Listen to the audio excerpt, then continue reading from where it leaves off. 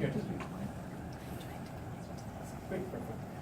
Yeah, so this adventure for us started on December 21st, 2012, where we had thousands of locations around the world, primarily at sacred sites on the planet, at the pyramids of Giza, Stonehenge, Chichen Itza, Palenque, Tikal, and at the center of vortexes in major cities around the world as well.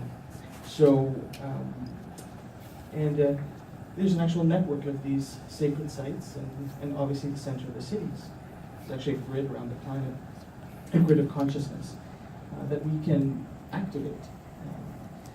J.J. Hurtak has done a lot of work in providing this information for the world, and indeed this is actually happening today.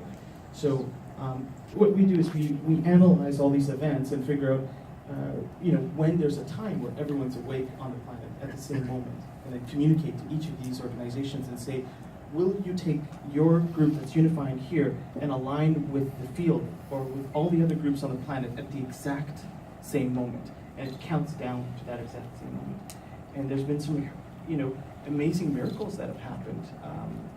We didn't exactly know what we're doing or why, but like I said, it's very much been an emergent process. But there's been now, out of the 20 global synchronized meditations that have happened, there's been 3 of them that days after the event, there was a ceasefire in Israel and Palestine, or in Syria. I would like to maybe show you some examples, but us unifying together actually has a physical effect in war-torn regions on the planet. So we're part of a unified field. So I'll just jump through this stuff. We work with many of the saints and sages on the planet who help us with these huge audiences of meditators, and they've kind of caught the bug of these global meditations. And I'm jumping to, this is what I wanted to show you. So this was, in 2013, we had 564 cities around the world with groups unifying and meditating at the exact same moment. That grew to 1,167 events around the world in 2014. And in 2015, 1,417 events around the world. So who's at these events? These are some of the audiences. It's very difficult to see. Is it possible to maybe grab that light again? So I just wanted to share with you, this is in Mexico City, 35,000 people, Trafalgar Square, 2,500 people. There's an event that's been happening for 19 years where they get 1 million people to meditate, and they just shifted the date to the International Day of Peace. So what we're seeing is an emergent movement on the planet. This is in Times Square. Self-organizing all around the world. So, and as I was mentioning, how we were doing it is by basically communicating on Facebook in these viral media campaigns. So in 2014, we were up to 19.5 million people per week, 40.1 million people per week in 2015, and we peaked this year at 88.1 million people per week that are engaged in the dialogue.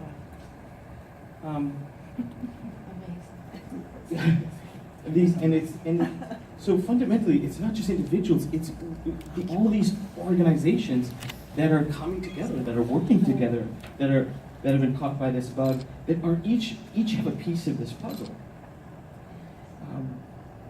Even Ban Ki-moon got behind it in 2014 with us. And so where do we go from here? Well, the thing that fundamentally unifies us is this planet. Right? Of course, peace unifies us. Of course, the divine unifies us. But for all people on the planet, this is a simple model for people to see. So what's required is like a dashboard, a common dashboard for the planet to see how are we working with the planet. So we're in San Francisco and working with Google engineers and to create this dashboard for world peace, and specifically to gamify collective action around the sustainable development goals. So how to do that, and where does the Office of the Future fit? Well, what's emerging is not just meditation flash mobs in these cities, as they've done them 19 times or 10 times. There's actual physical locations now emerging that are permanent locations in Mexico, in India, that are becoming centers of consciousness, centers of social action.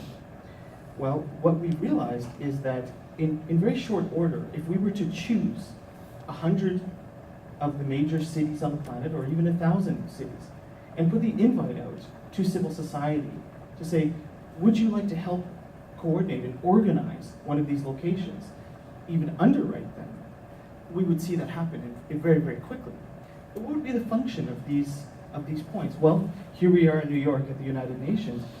There needs to be a liaison point into every major city from this hub where the nations are unified. And from these points in the cities, what we would be getting and receiving is what's working. What's working specifically along the lines of the SDGs. So we would see local organizations in water and in poverty and in homelessness and solving hunger. There's thousands of organizations in every major city. And there needs to be a communication between what's happening at that granular municipal level with the United Nations.